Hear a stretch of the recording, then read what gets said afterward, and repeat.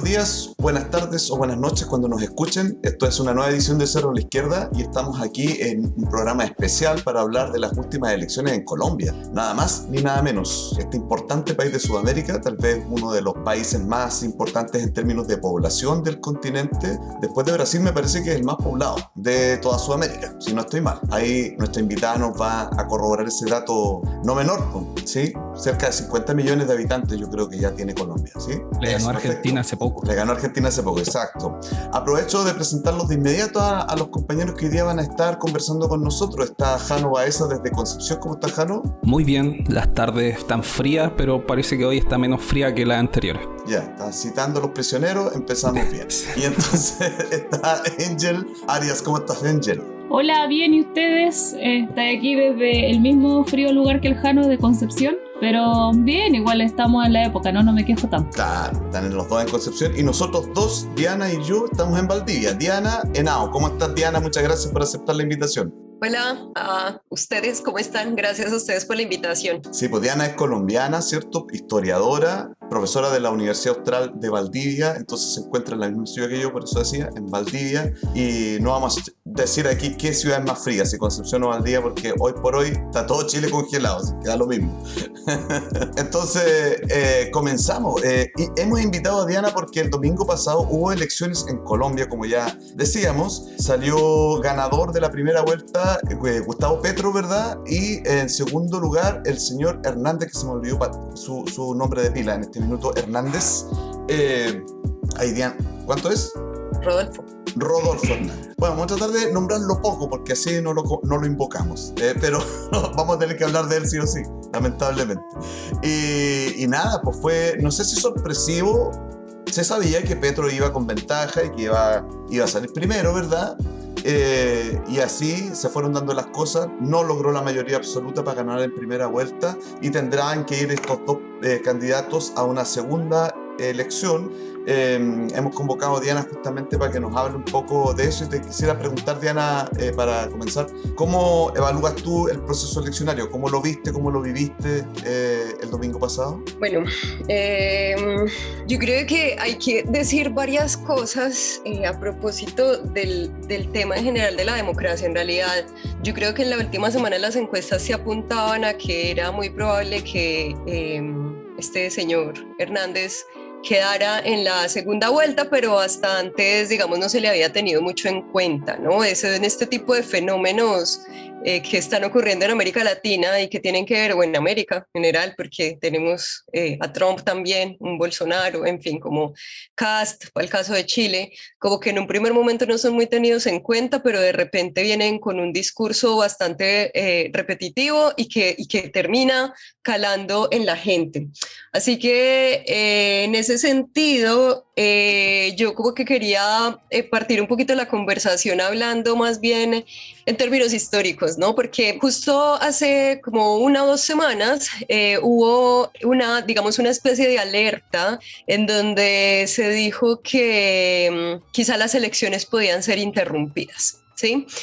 Y Duque salió diciendo que Colombia tenía una de las democracias más antiguas de América Latina y que teníamos una democracia vibrante. Sí, entonces uno dice, bueno, ¿y qué está pasando ahí? Y efectivamente, si uno ve, por ejemplo, los resultados de las elecciones, lo que uno puede ver en los últimos 8 años que ha habido elecciones presidenciales es que efectivamente, digamos, la gente que sale a votar es mayor. Según vi en estas últimas elecciones en la primera vuelta, salió a votar el 56% del censo electoral. Y eso para el caso de Colombia es bastante bueno, ¿no? Son unas elecciones en las que ha participado mucha gente, pero pues sabemos que así haya una importante participación electoral, pues eso no significa que efectivamente haya una democracia, digamos, en el sentido en que la entendemos. Y ahí es muy interesante porque cuando uno piensa qué ocurre en Colombia, porque igual las élites colombianas tienen como muy repetitivo este cuento de somos la democracia más antigua de América Latina. En Colombia nunca hubo golpes de Estado a la manera en que los hubo en el Cono Sur. Sin embargo, sí tenemos una experiencia a lo largo del siglo XX en donde paralelamente, como dice Marco Palacios, el historiador, ahí se da paralelamente esta cuestión de la legitimidad y la violencia, ¿sí? Y en realidad cuando uno piensa en Colombia, y que es un poco lo que está pasando ahora, cuando hay proyectos políticos que son alternativos, y que esto yo creo que fueron varias de las discusiones que se dieron también para estas elecciones, es que se usan mecanismos para impedir que estos proyectos políticos alternativos logren llegar al poder. Y entonces ahí tenemos una historia que tiene que ver, yo creo que hay distintos mecanismos. Uno de los mecanismos es la violencia, y esto es reiterado desde la década del 40, cuando se asesinó a Jorge Eliezer Gaitán, que era el representante del gaitanismo, de un liberalismo de izquierda. Se asesina, empieza esto que conocemos como la época de la violencia, llega el Frente Nacional, hay un pacto entre las élites justamente para poder alternarse el poder y no permitir terceras fuerzas. Luego en la década de los 80 tenemos ejemplos similares, cuando Galán, por ejemplo, es asesinado en la campaña. Carlos Pizarro también fue asesinado en la campaña a finales de los 80, y ahora también, digamos, hay un escenario en que no es tampoco descabellado que Petro diga que hay amenazas en contra de su vida, porque justamente ha sido un mecanismo, digamos, para impedir estos proyectos alternativos. Y hay otra cosa de la que se habló mucho en las elecciones, y yo, por ejemplo, que soy una votante, yo voto en el consulado de Santiago, hay toda una semana para votar, pero uno como que igual espera hasta el final porque uno no sabe qué puede pasar con las urnas, ¿cierto? Porque puede haber fraude. Y el fraude se expresa de distintas maneras, y eso también tiene unas explicaciones de orden histórico que tienen que ver en la década de los 30, cómo empieza a configurarse el poder y cómo particularmente Colombia, que se entiende como un país de regiones, o que por lo menos su mito fundacional de la nación se basa en eso, en que somos un país de regiones y que todos somos súper distintos, y que un costeño no tiene nada que ver con una persona de Bogotá o de Cali. Entonces, esta idea también implica que hay unas élites regionales muy fuertes, pero también unos jefes políticos muy fuertes, y estas redes clientelares empiezan a configurarse de manera muy importante en la década ya del 40. Y eso es lo que vemos ahora, porque lo que se hablaba mucho desde el año pasado eran los distintos mecanismos para el fraude. Y entonces uno empieza ahí como a pensar, bueno, ¿qué tanto, cierto, de lo que dice Duque si es verdad? O sea, que somos una democracia robusta cuando sabemos que sistemáticamente ha habido fraude electoral, ¿cierto? Por un lado está la violencia, por otra parte está el tema del fraude electoral, y este fraude se expresa en distintos mecanismos. Un mecanismo es la compra y arrastre de votos, que eso es muy importante, que yo creo que en estas elecciones quizás no se vio tanto por quienes ganaron, ¿no? Porque además quedó en segunda vuelta este tipo que no, ¿cierto? No quedó, digamos, el candidato del gobierno, que era Federico Gutiérrez. Y los otros mecanismos también tienden a ser legales. Y el año pasado se estaba discutiendo mucho la suspensión de la ley de garantías, que es una ley que se creó en este siglo justamente para frenar el fraude electoral, para impedir que se muevan dineros antes de la época de campañas, para que no corran los ríos de plata para poder comprar los votos, que es muy propio sobre todo de la costa. En la costa eso, los clanes políticos, los Char, por ejemplo, tienen muy dominada esa zona, y hay esta compra y venta de votos. Entonces yo creo que hay que, como en primer lugar, probablemente como tratar de entender este contexto que tiene unas raíces históricas muy profundas de qué es lo que ocurre en Colombia, particularmente en épocas de elecciones, y que siempre ha sido así, la violencia siempre se exacerba justamente en estas épocas. Pero dentro de todo en lo que tú explicas como el antecedente, ¿cierto? En los que se desarrollan las distintas elecciones más recientes en Colombia, que es esta violencia que está permanentemente planeando sobre esta democracia colombiana. Un elemento diferenciador o distinto en esa historia sería el proceso de paz, ¿verdad? Entonces todo esto se mueve también en ese proceso de paz. ¿Cuánto pesa el proceso de paz en las elecciones actuales? Lo que pasa es que yo creo que va como en dos sentidos. Primero, definitivamente la firma de los acuerdos de paz permitieron un escenario en el que los colombianos y las colombianas ya no se están debatiendo como en esta cuestión de la guerra, ¿no? De las FARC, de este enemigo interno, que es cierto, como en esta lógica incluso muy de la Guerra Fría, sino que el acuerdo de paz lo que permitió fue pensar otros temas. Yo creo que eso tiene como un recorrido importante más o menos desde el 2013, si no estoy mal, que se hizo el paro agrario, que fue un primer antecedente. Luego en el 2016 se firman los acuerdos y eso permite que surjan otros grupos, que se puedan organizar movimientos sociales y que estos movimientos sociales ya no estén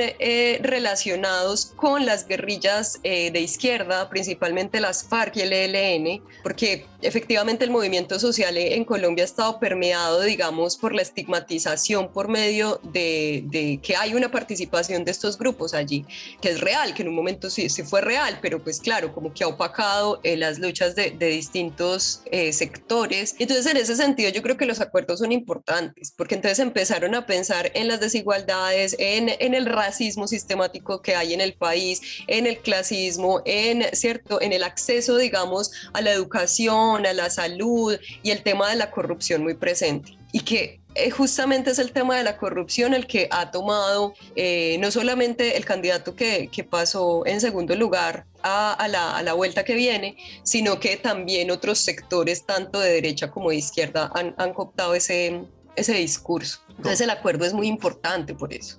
¿Jano? Tú decías que el tema de la guerrilla se utilizaba para estigmatizar cualquier propuesta de movimientos sociales.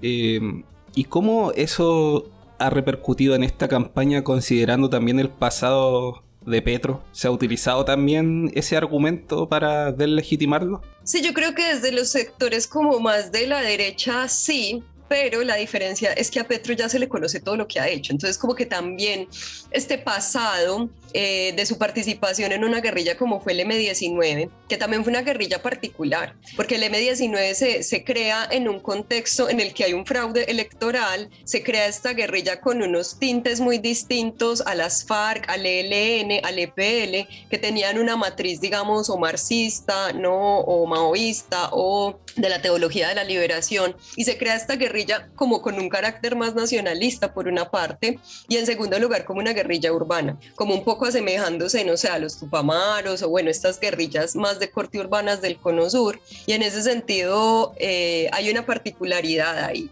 Y esta guerrilla, antes de la promulgación de la Constitución del 91 se desmoviliza, y de ahí digamos que muchos de los participantes de la guerrilla pues optaron por la vía política, entre ellos Petro, entre ellos Navarro Wolf, entre ellos un montón que se han ido incluso para partidos de derecha, de izquierda, ¿sí?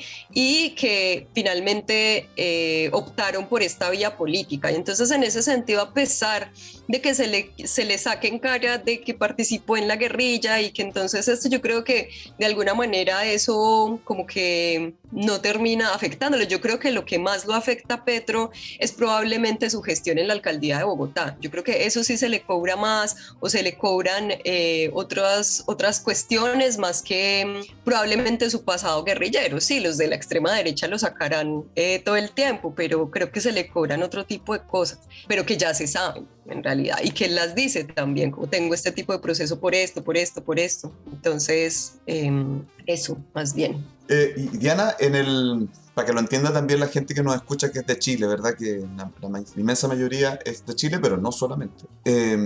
Y lo entiendan bien.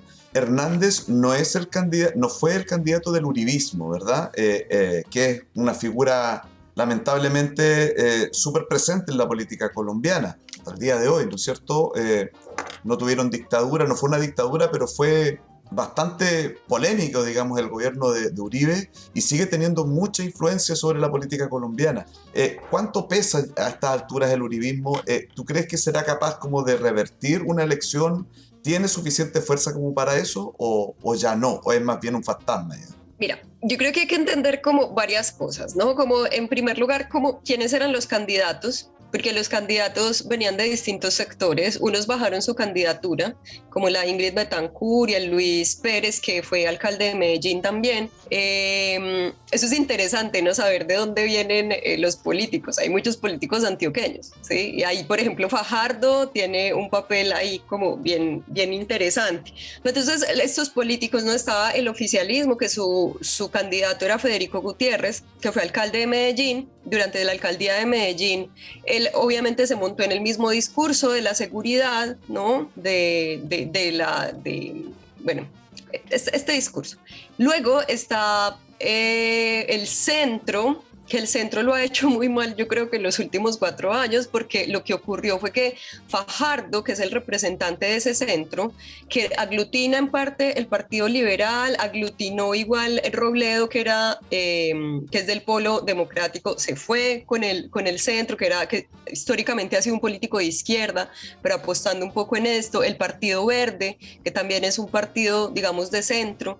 Y en realidad lo que ocurrió era que hace 4 años él era el candidato, bueno, estuvo muy muy cerca de pasar a la segunda vuelta. Sin embargo, en estos 4 años del centro como que no supo generar alianzas que le permitieran sacar una votación mayor, y eso se expresa en el 5% que sacó Fajardo en esta primera vuelta, ¿sí? Le fue mal. Entonces, en este lado está el centro, que es un centro amplio, y la izquierda, que Petro durante estos años, cuando crea la Colombia Humana y después ahora lo que se llama el Pacto Histórico, que es muy histórico porque está la iglesia también, o sea, es como que aglutinó un montón de sectores, y en este pacto histórico pues están todos estos partidos de izquierda, pero también los que pertenecen al liberalismo de izquierda, que yo creo que es una particularidad propia o bueno, no sé si exclusivamente del caso colombiano, pero digamos que el liberalismo de izquierda siempre ha estado muy presente, e incluso yo creo que Gaitán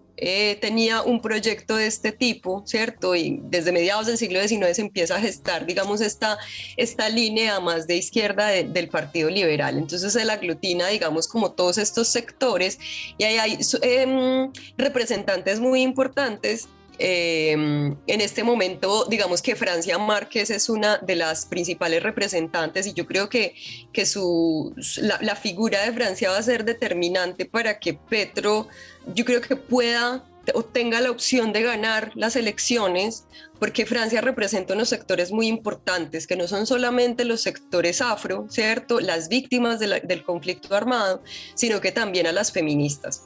Entonces yo creo que ahí porque en algún minuto las feministas un poco se alejaron del proyecto de Petro, pero yo creo que Francia puede aglutinar esto. Entonces más o menos ese es el panorama.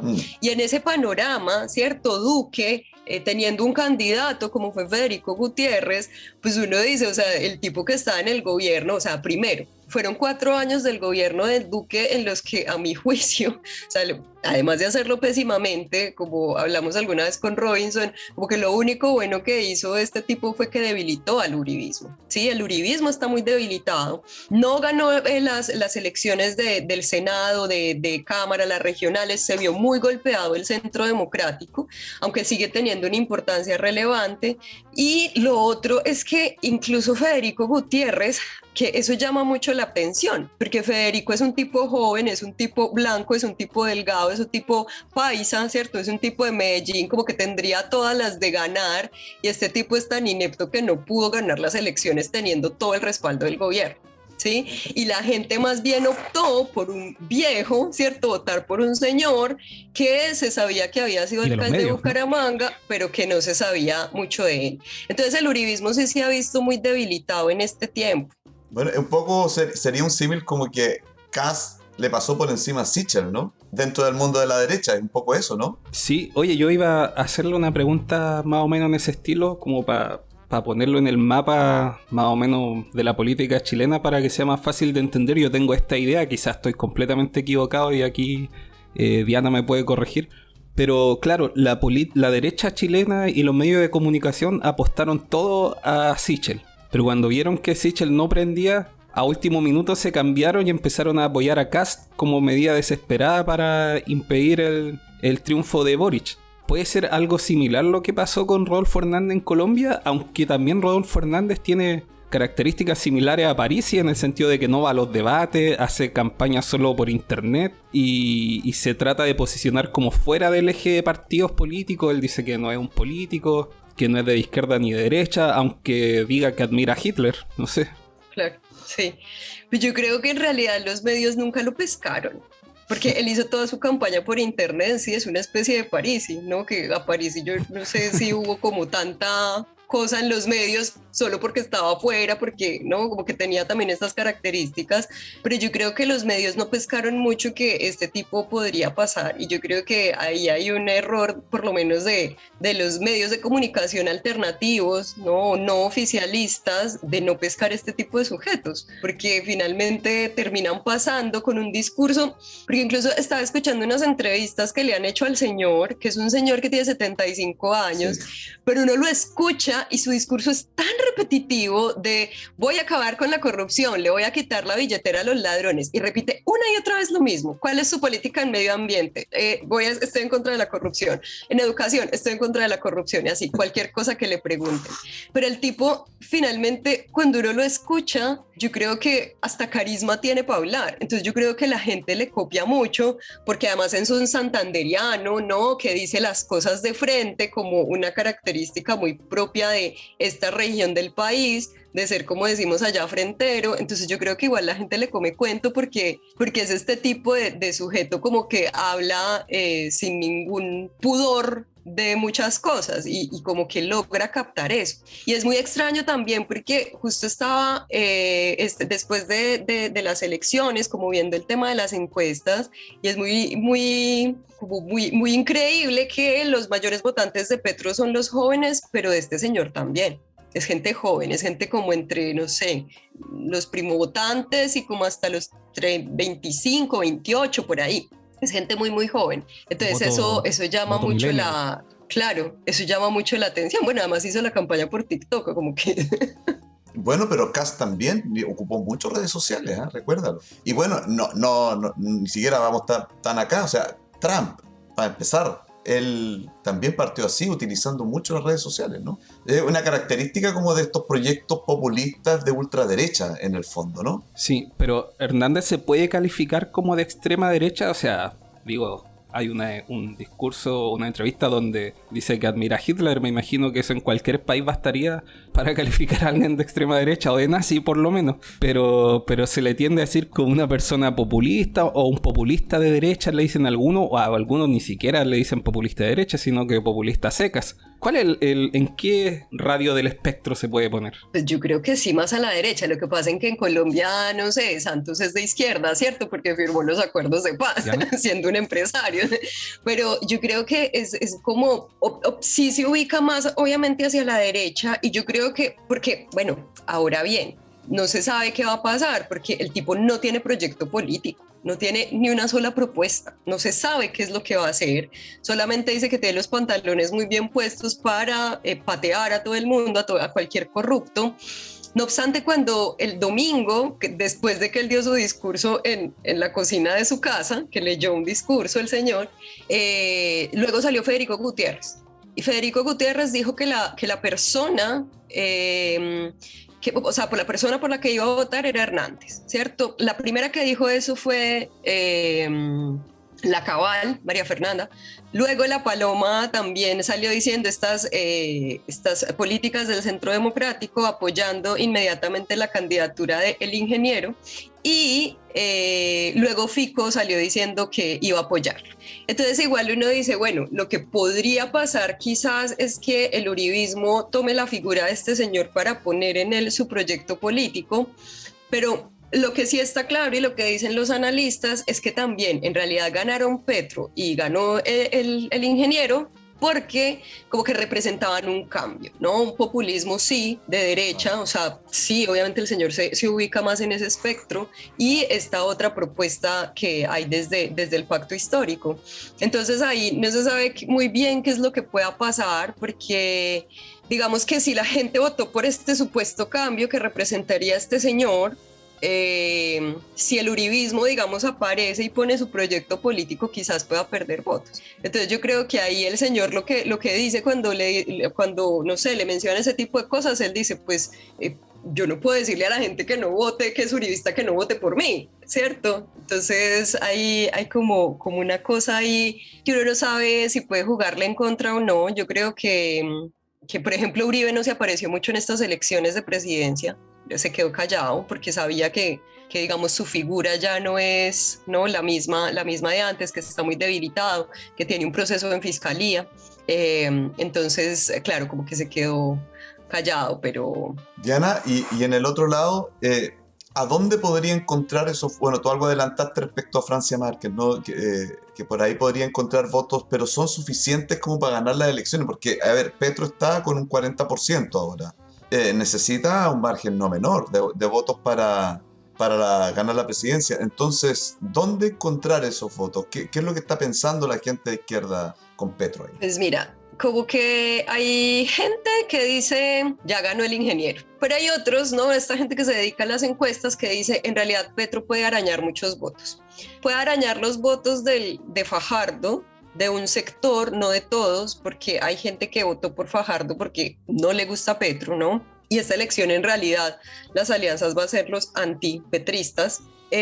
Pero justo estaba escuchando esta mañana o ayer estos tipos que saben como harto de encuestas y parece que en la costa, porque claro, cuando uno mira el mapa electoral, igual es súper interesante porque salieron unos mapas electorales muy buenos que comparaban en primer lugar en donde cuando fue el plebiscito por la paz, en donde se votó sí, que digamos eran como estas zonas más fronterizas de Colombia, y quienes votaron por Petro ahora, y que era como que se asemejaban, digamos, y digamos, la costa Caribe, el Pacífico y una parte del sur del país, y que en realidad, por ejemplo, Nariño, Cauca, esas zonas pues fueron ganadas porque Francia es líder en esos lugares. Pero lo que dicen es como que en realidad la estrategia que tendría que ocupar Petro sería irse para la costa, porque en la costa la gente no votó tanto, y porque es mayoritariamente petrista. Entonces como que tendría que ir a hacer campaña a esas zonas, porque Hernández ganó en las zonas que han sido uribistas, o sea, ganó en los Santanderes porque él es de ahí,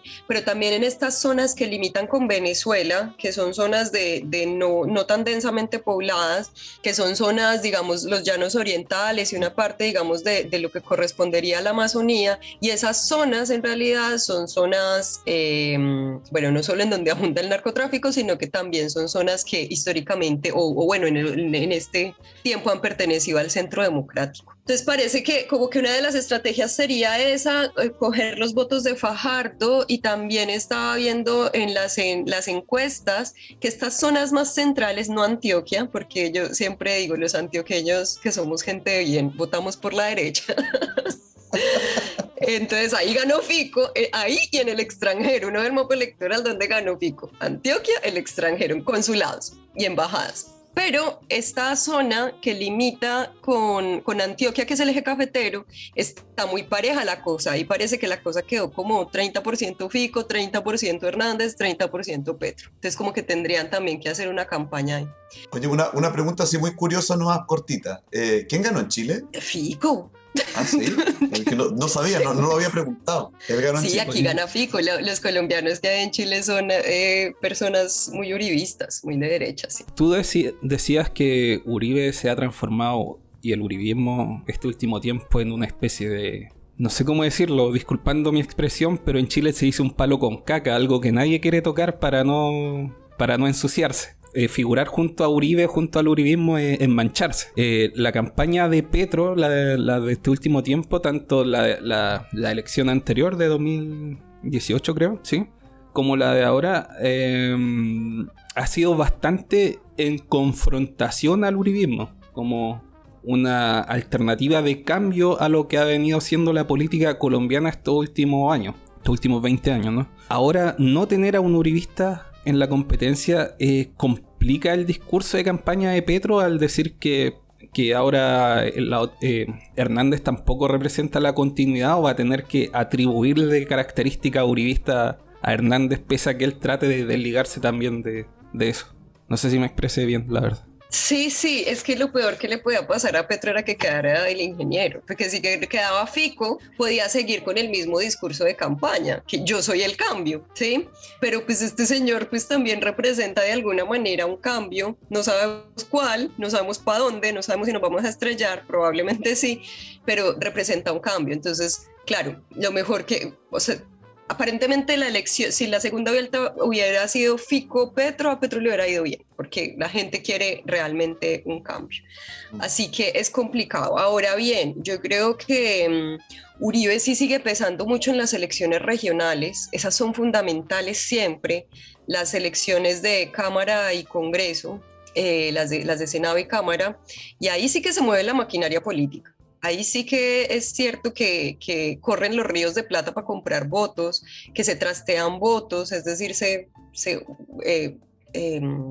¿cómo es que se dice? Se inscriben las cédulas en otros lugares, ¿cierto? Y ahí sí opera mucho el fraude electoral. Y yo justamente coincidió que estuve en Colombia ahora para el verano, y sí, o sea, por lo menos bueno, igual es que en Antioquia, ¿cierto? Pero también en algunos otros lugares se aparecía la figura de Uribe, ¿sí? Como importante para atraer ciertos votos. Pero ya en las presidenciales la cosa es distinta, yo creo. Oye, Diana, y en ese sentido, el estallido que también se vivió en Colombia de manera potente en el 2019, ¿cierto? Sí. De alguna manera también es arrastrado, o no sé si arrastrado, pero Petro toma también esos significados, los del estallido en Colombia, toda esa demanda social, ¿cierto? Que se expresó fuertemente, sobre todo por jóvenes, diría, ¿cierto? ¿Cómo se conecta Petro con eso? Ahí también tiene una referencia importante, ¿no? Claro, igual el estallido hay que recordar que se dio justamente en las zonas en donde mayor voto sacó, que es en Cauca, en el Valle. Valle, digamos que, claro, Cali fue, digamos, el epicentro de la protesta, a diferencia, digamos, de lo que ocurre en Chile, que el epicentro fue Santiago, su capital, pues en Colombia fue Cali, ¿no? Un lugar que también tiene unas particularidades porque allí se vive mucho el racismo estructural, por una parte, y es como este lugar que, claro, permitió visibilizar esto que representa Francia dentro de la campaña de Petro y que es ese pueblo afro. Entonces lo que uno puede ver efectivamente es que sí hay una conexión, digamos, entre estas demandas del estallido, ¿no? Finalmente por incluirse, digamos, en la ciudadanía finalmente, y que se ve, porque claro, cuando uno ve Nariño, Cauca, Valle del Cauca, en esas zonas ganó Petro.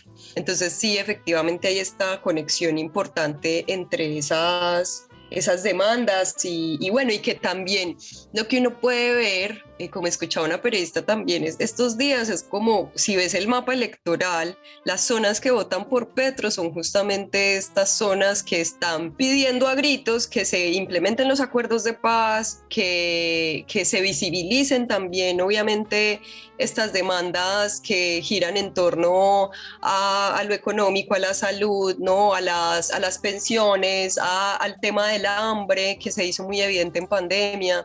Entonces, efectivamente, sí se da esa conexión. Sí, la Angel estaba levantando la mano, me parece. Sí, ahora ya recuperé mi internet. Lo estaba Buenísimo. escuchando, sí, en su mayoría. Te quería hacer una pregunta. Acá en Chile, como tú bien debes saber y lo hemos conversado varias veces acá en Cero a la Izquierda, las encuestas en Chile no le achuntan a nada porque son un instrumento bastante mal elaborado intencionalmente. Ya lo hemos dejado establecido en este programa más de una vez. ¿Cómo anda eso en Colombia? ¿Qué nivel de predicción tienen las encuestas? Porque tú hablabas como de los expertos. ¿Cómo anduvieron con la primera vuelta? ¿Son un instrumento que pueda servir para proyectar la segunda vuelta? Sí le achuntaron, yo creo que sí.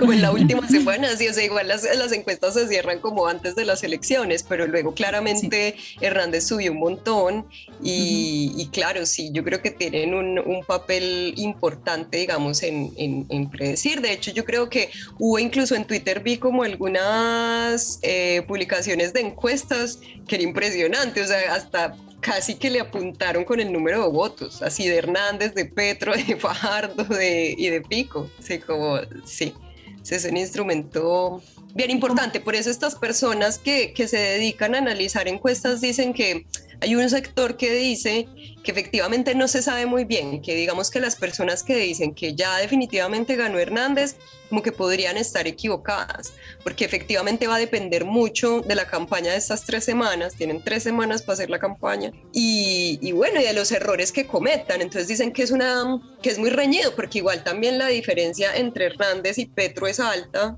Dicen que no todos los votos de Fico se van a ir para Hernández y que va a ser determinantes en la campaña, que en realidad va a estar sumamente reñido. Entonces, si eso dicen estos expertos, ese podría ser el escenario esperable, que efectivamente en estas 3 semanas se juegue la elección. Y otra pregunta que te quería hacer, bueno, evidentemente son candidaturas bien populistas que apelan como a puntos bien comunes, pero Colombia, al igual que el resto del mundo, igual que nuestro país, está pasando por un problema de inflación bastante grande. En abril tuvieron la inflación más alta desde el año 2000, desde en abril del 2022. Entonces, ¿esto ha sido un dato dentro de estas candidaturas, de las dos que pasaron, o realmente ni siquiera se abocan a un problema que impacta de manera muy letal en la población? Porque esta inflación, o sea, estamos hablando de la inflación y eso impacta en sí como no como, en la gente, un impacto real. Entonces, ¿se refieren a eso en sus candidaturas? O sea, Petro sí, porque igual tiene un programa de gobierno bastante completo, muy similar de hecho al de Fajardo, que ahí uno no sabe por qué Fajardo y Petro no hablan, si tenían programas como muy similares. En realidad en muchas cosas había muchos puntos de encuentro, pero por ejemplo lo que sí está claro es que efectivamente hay que hacer una reforma fiscal en Colombia, eso es muy importante. El ingeniero dice que no hay que hacerla y que va a gobernar yo no sé cómo, que va a conseguir plata suprimiendo ministerios, suprimiendo consulados y embajadas, y ahí va a generar como un recaudo para poder suplir eso.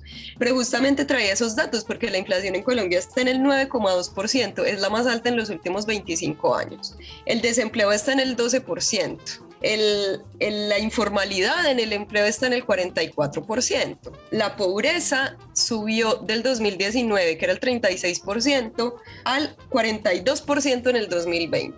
Y uno de los problemas fundamentales que de hecho se ha discutido en los debates es el tema de la hambruna. Y Petro tiene una propuesta muy interesante en ese sentido, a propósito del enfoque de la soberanía alimentaria, de enfatizar ese derecho de los pueblos, ¿no?, a producir sus propios alimentos, y bueno, como muy en la tónica de la vía campesina también. Y claro, como que igual lo que dice Petro, bueno, y que decían todos los candidatos, es necesitamos una reforma tributaria, pero en una reforma tributaria a semejanza de la que hicieron en el estallido social, que Duque metió una reforma tributaria que pesaba justamente sobre las clases más necesitadas y las clases medias, ¿no? Y por eso fue el estallido. Luego igual hicieron una reforma tributaria, metieron unos golazos porque eso pasó como muy por encima, pero efectivamente se necesita una reforma tributaria que pueda también enfocarse justamente en un tema, por ejemplo, central, que es no solamente el tema de la salud, sino también el tema de las pensiones. Ese es un tema muy importante en Colombia.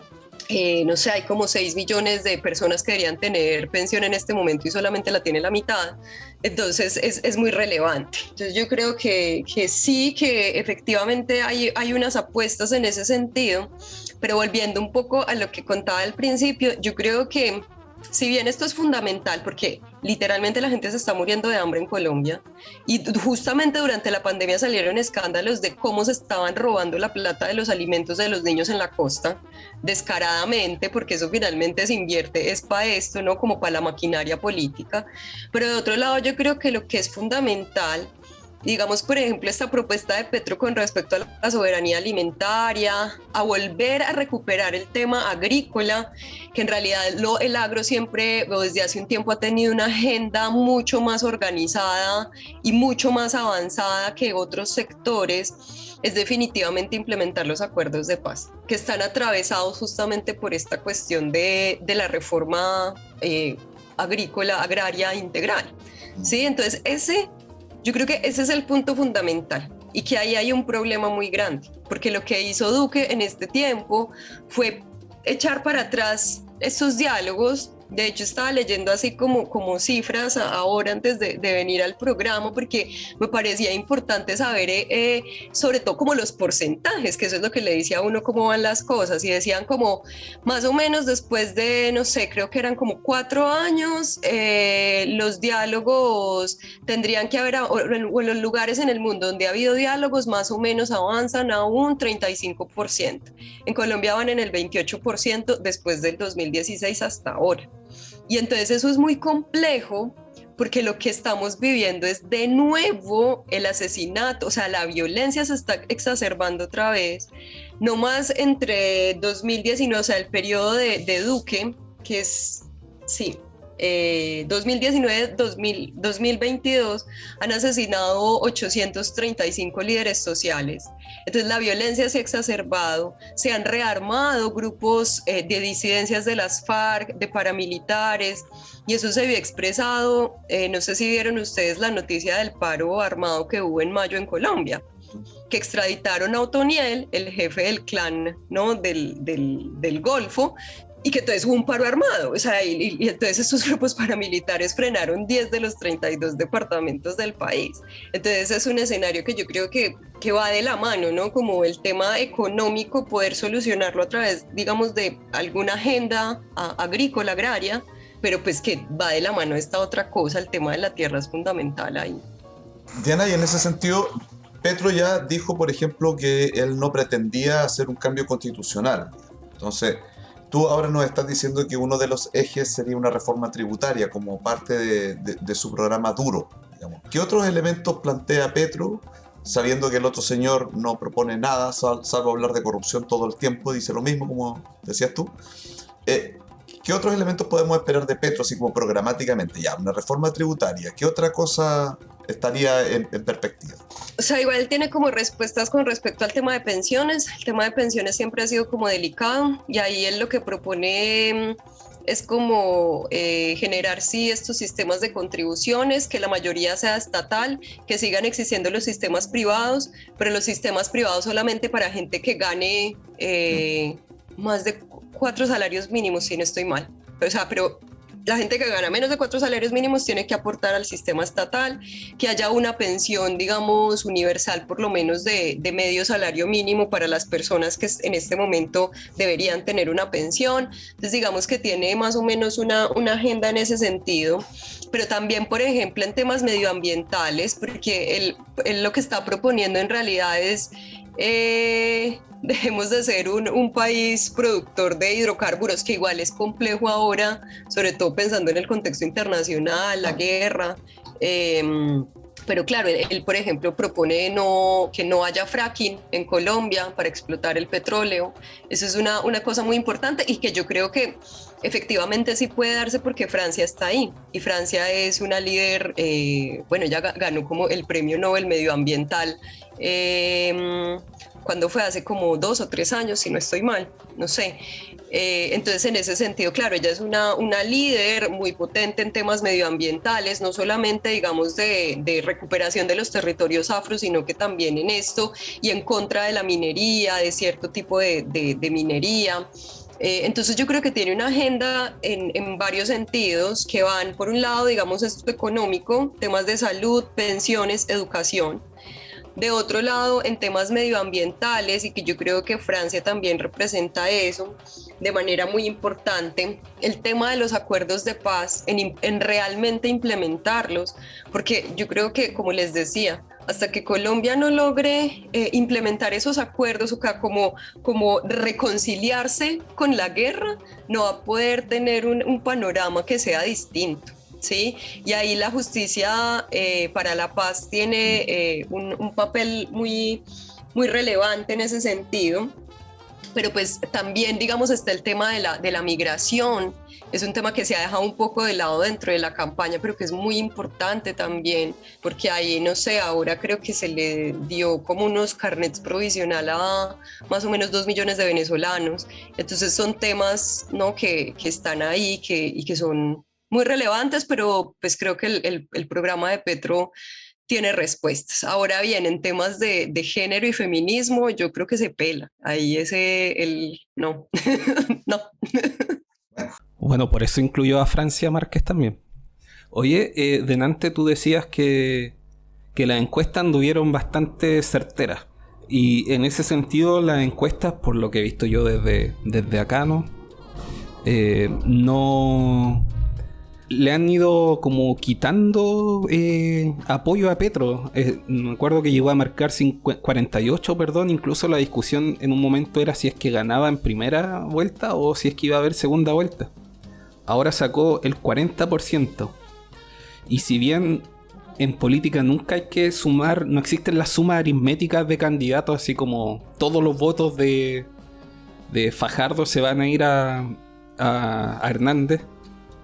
En Colombia existe, como en pocos países de Sudamérica, un anti-izquierdismo súper fuerte. ¿Podrá ser posible este anti-izquierdismo sea suficiente para el voto anti-Petro, no por Hernández, sino para que no gane Petro de una parte importante de la población? Absolutamente, sí. O sea, la gente ahora está diciendo, a mí no me gusta ese señor, pero es que yo voy a votar por él, porque el mismo discurso, porque es que si Petro gana me van a expropiar, no sé, las uñas, como en la tierra de las uñas, yo creo, porque ¿qué más van a expropiar? Entonces, sí, hay un discurso antipetrista muy fuerte. Además, Colombia es un país muy conservador, es un país que siempre ha votado más hacia la derecha, pero yo creo que sí ha habido unas diferencias importantes. O sea, definitivamente los acuerdos de paz sí son muy importantes, porque ha habido este resurgir de otro tipo de demandas, y lo que se ha visto es que se está votando más por la izquierda, porque efectivamente, o sea, en la primera vuelta, hace 4 años, Petro sacó como 4 millones de votos, 4 millones y medio. Y en esta primera vuelta esta vez sacó 8 millones. Y si uno mira el mapa electoral, ha ganado muchos votos, ¿cierto? Entonces, de todas maneras, se ha permitido como un giro, no hacia la izquierda, hacia otras preocupaciones por parte del electorado colombiano. A pesar de que siga existiendo esta derecha tan fuerte. Y yo creo que también tiene que ver con esto del fraude electoral, sin duda, de las maquinarias políticas, como dicen los periodistas, súper aceitadas que hay en Colombia. Porque es que en Colombia, bueno, o votas por mí, te compro el voto, te trasteo el voto, te pongo un arma y te digo por quién votar, ¿cierto? Entonces, también es que por eso hay más gana factores. siempre el... Claro. Entonces, a ver, ¿cómo preguntarlo bien? Es un pronóstico reservado. ¿Tú crees que en definitiva esto va a ser como voto a voto? O no sé tu sensación, pero yo sé que tú no haces encuestas ni nada de eso, pero ¿crees que va a estar reñida la cosa o ya ganó Hernández? Ay, no, yo quiero creer que va a estar reñida. Ya. Está bien. Esperemos que sí, porque es que no hay que esperar a ver qué pasa, porque pues que puede que Hernández haga una pésima campaña y que pierda votos del uribismo. Él no cuenta con estructuras partidarias, ¿cierto? No tiene como partidos grandes, nacionales, con redes, con estructuras que lo apoyen, ¿no? No, pero es que mira, incluso como la misma campaña que se hizo por redes y la misma manera en la que dio su discurso el domingo, que estaba en la cocina de la casa y no en una sede partidista, no tuvo sede partidista, creo que hasta hace muy poco, ni siquiera era en Bucaramanga, sino en Bogotá. Entonces, es un tipo que claro, se ubica desde ese lugar y que le viene muy bien hacer el discurso desde su cocina y no desde la sede del partido, ¿sí? Entonces... Es ese mismo, así, ¿no? Claro. Angel, como para ir cerrando ya la conversación, si quieres... Sí, no, como me quedo con sospechas, quedo con la sensación de sospechas, sí.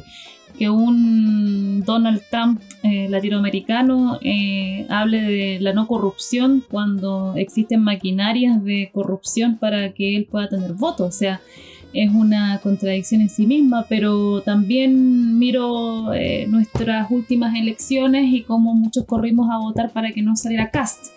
Y allá va a correr mucha gente para que no salga el candidato de izquierda, ¿cierto? Como es algo más o menos conocido, un escenario desafortunadamente conocido, diría yo, porque al final los proyectos políticos no son evaluables, que en el fondo sería lo importante, pero al final no respondemos a eso, sino que respondemos a urgencias como estas que llegan a ser, no sé, vergonzosas, bien de circo, ¿cierto? Como de caricatura casi.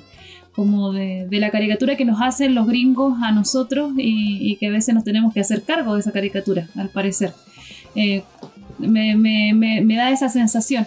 Ahora, obviamente, ojalá que lo que tú planteas que sea un poco reñido por lo menos, que no sea tan avasallador, y que también las clases más desprotegidas, que están pasando esa hambre, que están viviendo estas consecuencias, de alguna manera misteriosa para mí en este momento, puedan tener alguna salida un poco beneficiosa de estas elecciones. porque pareciera que el escenario no es muy auspicioso. Estamos en un proceso político a nivel latinoamericano que es bien complejo, entonces no sé a qué apelar, no sé a qué esperanza, como tenemos un compañero nosotros acá que es bien esperanzador, que un Gama que no está aquí hoy día, le voy a hacer que él habla de la esperanza, y nosotros le decimos que no hay esperanza, que no podemos hablar de esperanza, hay escenarios políticos, y aquí yo creo que no sé cómo enfrentar esta situación de una manera más optimista, como para que ustedes, los colombianos, las colombianas, puedan tener un escenario un poco más amistoso. Pero es complejo, es un escenario bastante complejo por lo que tú explicas, y como nos estamos despidiendo, te agradezco el muy acabado e ilustrativo y con, no sé, con una capacidad de poder traspasarnos toda la información, porque nos diste un montón de información y nos queda súper claro el panorama, así que te lo agradezco, Diana, y espero que sea por lo menos reñida esa elección. Esperemos que sí, aunque si gana Hernández no me sorprendería tampoco. Así. Claro. Bueno, por suerte tú estás aquí y no allá, así que gana Hernández. Alejandro. Quedaría aludir a ese 48% del padrón que se restó de participar, a ver si es que de ahí se puede sacar algo. Me imagino que ese debe ser el gran desafío del pacto histórico en estas 3 semanas. Bueno, Diana, yo te quiero agradecer porque realmente nos pusiste como en varios escenarios. Además nos diste el contexto histórico en el que se desarrollan unas elecciones, que eso siempre lo olvidamos, pero esto no surge como un champiñón de la nada, sino que tiene todo un antecedente que hay que entender, sobre todo en un país tan complejo como Colombia. No es un país fácil de entender, es muy complejo. Así es que agradecidísimos, creo que todo el mundo aprendió un montón de las cosas que nos dijiste, y vamos a esperar el resultado de las elecciones, que son en 3 semanas más, ¿cierto? Sí, el 19 de junio la segunda vuelta. 19 de junio. Vamos a estar súper atentos, pues, así que tal vez ahí nos contactamos de nuevo. Depende cómo nos vaya. Depende el ánimo. De si hay, de si hay celebración o si hay tusa o guayabo post elecciones. Tusa, eso lo aprendimos con Karol G, ¿no es cierto? Con Karol G. Sí. No, ustedes muchas gracias, qué bueno el espacio. Muchas gracias por permitir hablar un poquito de Colombia. Siempre estamos atentos a Colombia, Perú, Argentina, todos los países donde también sabemos que nos escuchan. Así que un saludo para todos ellos y ellas también. Angel, Jano, Diana, muchas gracias. Nos vemos en una próxima oportunidad. Que estén muy bien. Chau, chau. Hasta la próxima. Nos vemos, que estén muy bien. Chao. Gracias, chao.